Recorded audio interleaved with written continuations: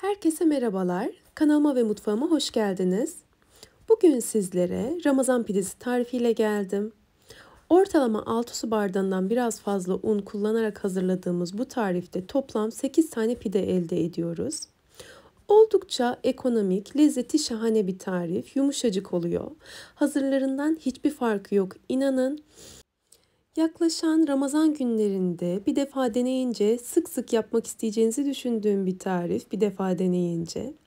Ben kullandığım malzemeleri videonun açıklama kısmında belirttim. Bu arada beni hangi şehirden izlediğinizi videonun yorumlar kısmında belirtirseniz çok mutlu olurum. Hemen tarifimizin yapımına başlamak istiyorum. Yoğurma kabımıza 2 su bardağı ılık sütü alalım. Üzerine 1 su bardağı suyu ilave edelim. Ilık olacak bu sıvı malzemeler. Ardından 1 yemek kaşığı toz şeker ve 1 paket kuru instant mayayı ekleyerek şeker çözününceye kadar karıştıralım. Kullandığımız malzemelerin ılık olması oldukça önemli. Elimizi yakacak derecede olmamalı. Parmağımızı soktuğumuzda elimizin yanmaması gerekiyor. Diğer tarafta ayrı bir kasede 6 su bardağı unu hazır etmiştim ben. Unu kontrollü bir şekilde ekleyerek yoğuracağız.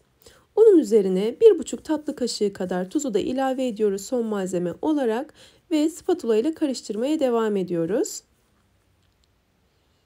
Dilerseniz direkt elinizle de yoğurmaya başlayabilirsiniz. Fakat ben hamur işlerinde bunu hep ifade ediyorum. İlk aşamada spatula ile bu şekilde karıştırıyorum. Kıvam aldıktan sonra elimle yoğurma işlemine geçiyorum. Bu arada kullanmış olduğum su bardağının ölçüsü 200 mililitre. Evimizde bulunan klasik su bardaklarından, bunu da belirtmek istedim. Başında da belirttiğim gibi ortalama 6 su bardağı, 6 su bardağından çok az fazla un kullandım bu tarifimde. 6 su bardağı un toplamda 720 grama denk geliyor. Yani ortalama 750 gram kadar un kullanmışımdır. 6 su bardağından biraz fazla olduğu için 750 gram unla, yani 1 kilo bile değil kullandığım un miktarı, tam olarak 8 adet pide elde edeceğim birazdan. Hamurum toparlandı. Spatulayı bıraktım ve elimle yoğurma işlemine geçtim. Hamurumuz cıvık olmalı. Bu en önemli püf noktalarından biri. Elimize yapışacaktır yoğururken, kesinlikle un eklemeye devam etmeyelim. Bu şekilde elimize yapışan bir kıvamda hamur olması gerekiyor. Hamurumuzu güzel bir şekilde yoğurmamız oldukça önemli. Özellikle ekmek tariflerinde hamurumuzu birkaç dakika boyunca güzelce yoğuralım ki hamurumuzun kalitesi artsın, dokusu daha da güzelleşsin. Bu şekilde birkaç dakika boyunca hamurumu yoğurmaya devam ettim. Sonrasında üzerini şöyle bir toparlıyorum ve streç filmle kapatıyorum. Üzerine de bir örtü örterek hamurun hacmi 2 katına çıkıncaya kadar mayalandırıyorum. Bu bulunulan odanın sıcaklığına göre değişkenlik gösterebilir. Bazen 45 dakikada, bazen 1 saatte olabilir. Benim hamurum ortalama 50 dakikada istediğim şekilde 2 katına geldi. İstediğim şekilde mayalandı. Sonrasında üzerini açtım ve hamurumun havasını aldım. Şöyle bir hamur kesme aparatıyla havasını aldım. Elime yapışmasını istemediğim için toparladım. Sonrasında tezgaha alacağım hamurumu.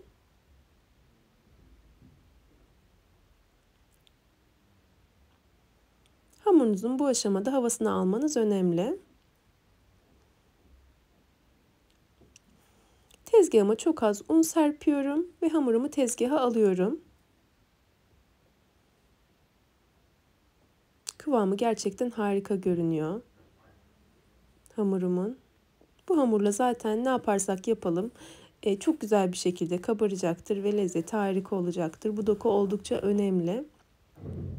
Üzerine de çok az un serptikten sonra şöyle içine doğru toparlayarak yuvarlıyorum hamurumu.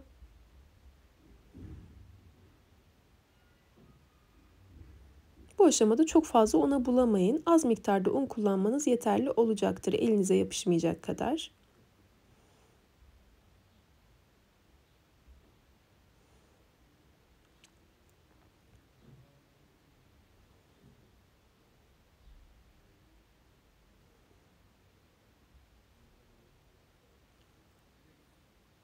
Hamuru güzelce toparladıktan sonra yine hamur kesme aparatıyla ortadan ikiye bölüyorum ilk aşamada. Şimdi bezelerimi oluşturacağım. Sonra bu böldüğüm iki parçayı da dörder eşit parçaya bölüyorum. Yine aynı şekilde elime yapışmayacak kadar un serpiyorum. Sonrasında bölüyorum. Daha büyük pideler yapmak isterseniz daha az sayıda beze de oluşturabilirsiniz tabii ki. Ama bu şekilde ne çok küçük ne de çok büyük pideler oluyor. Hatta piştikten sonra gramajına da baktığımda 150 gram olduğunu gördüm. Bir pidenin gramajı ortalama 150 grama denk geliyor bu şekilde hazırladığınızda. Elimle yuvarlıyorum bezelerimi ve un serptiğim bir tabağa, bir tepsiye alıyorum. Bütün bezeleri aynı şekilde hazırlayalım. Bezelerin üzerlerinin kurumaması için üzerine temiz bir bez örtelim ve bir 10 dakika kadar dinlendirelim. Böylelikle çok daha rahat açılacaklardır. Bir tane bezeyi tezgaha alalım. Tezgahımızı hafif unlayarak ve elimizle ortalama pasta tabağı büyüklüğünde açalım. Çok fazla büyük açmanıza gerek yok. Çok fazla inceltmenize gerek yok. Belirttiğim gibi pasta tabağı boyutuna geldiğinde istediğimiz şekile gelmiş demektir.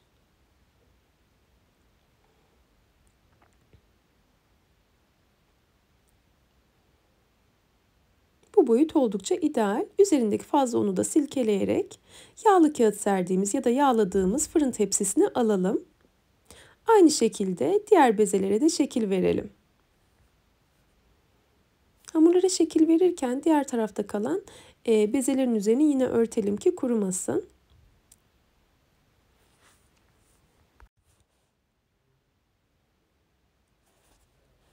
Artık şekil verme işlemini tamamladım. Tamamını göstermedim. Sadece iki tanesini gösterdim sizlere. Ve yağlı kağıt serdiğim fırın tepsisine aldım. Şöyle kenarlarını yine hafifçe düzeltiyorum daha nizami görünmeleri için. Sonrasında yine bezelerimizin üzerini kapatacağız. Hamurlarımızın üzerini kapatacağız. Ve ortalama 20 dakika kadar tepsi mayası yapacağız. Bunu yapmak oldukça önemli. O tepsi mayası olurken diğer tarafta ikinci tepsiyi de hazırladım ben. Ve aynı zamanda üzerine süreceğimiz karışımı da hazırlayalım. 2 adet yumurta sarısına 3 yemek kaşığı yoğurt ilave ediyoruz ve karışım homojen bir hale gelinceye kadar karıştırıyoruz. Bunları ekmeklerimizin üzerine dağıtacağız bu malzemeyi. İki tepsimiz de diğer tarafta tepsi mayası oluyor şu an. İlk hazırladığım tepsiyi ilk olarak fırına vereceğim. İlk olarak ona şekil vereceğim. 20 dakika boyunca dinlendi hamurlarım. Şimdi hazırladığım karışımı üzerlerine dağıtacağım. Birer yemek kaşığı kadar üzerlerine ekliyorum ve elimle dağıtıyorum. Karışım hamurların her yerine gelecek şekilde dağılsın. Kuru bir yeri kalmasın üzerinde. Fırçayla da dağıtabilirsiniz tabii. Elimle dağıtmak daha kolayıma geldiği için ben elimle dağıttım. Şimdi parmaklarımla şekillendireceğim hamurları. 3 parmağımla şekil veriyorum. Görmüş olduğunuz gibi 3 tane yatay, 3 tane de dikey çizgi oluşturuyorum. Bu şekilde pide görseli oluşmuş oluyor. Tamamen parmağınız tepsiye değsin bu şekli verirken. Çünkü pişerken daha da kabaracağı için şekil verdiğimiz kısımların bozulmaması gerekiyor. Bunun için bastırarak yapın. Bu şekli bastırarak verin.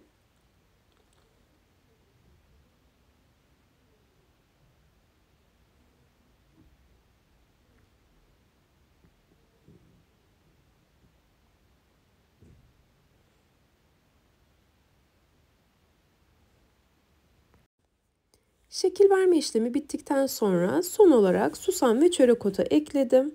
Zevkinize göre bol miktarda kullanabilirsiniz susam ve çörek otunu.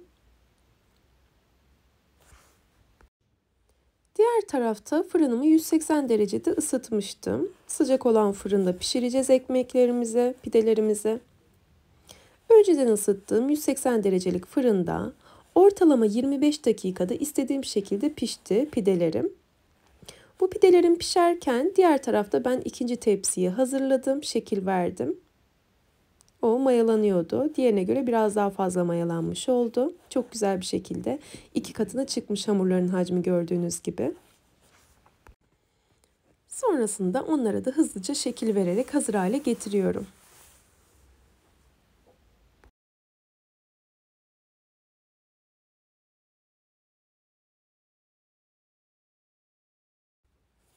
Bunları hazırlayıncaya kadar diğer tarafta pidelerim de pişti. 25 dakikanın sonunda fırından aldım. Çok güzel bir şekilde kızarmışlar gördüğünüz gibi.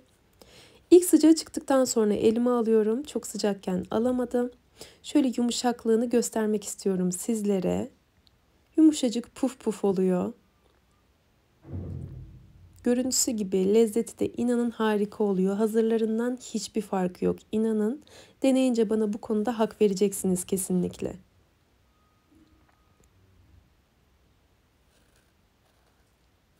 İkinci tepsim de pişti. 8 tane pidem hazır oldu. Şöyle hepsini bir araya getirdim. Daha da ılıklaştı pidelerim. Ilık hale geldikten sonra şöyle bölerek sizlere iç dokusunu da göstereceğim. Hem yumuşaklığını hem iç dokusunu göstermek istiyorum. Ben belirttiğim gibi Ramazan ayında bir defa deneyince sürekli yapmak isteyeceğiniz tariflerden biri olacağını düşünüyorum. Umarım tarifimi denersiniz ve beğenirsiniz. Eğer tarifimi buraya kadar izlediyseniz ve beğendiyseniz aşağıda yer alan beğen butonuna tıklarsanız çok mutlu olurum. Ve hala kanalıma abone değilseniz yine aşağıda yer alan abone ol butonuna tıklayarak yanındaki bildirim ziline basarsanız yeni tariflerimden anında haberdar olabilirsiniz. Yeni tariflerde görüşmek ümidiyle sağlıkla ve afiyetle kalın. Hoşça kalın.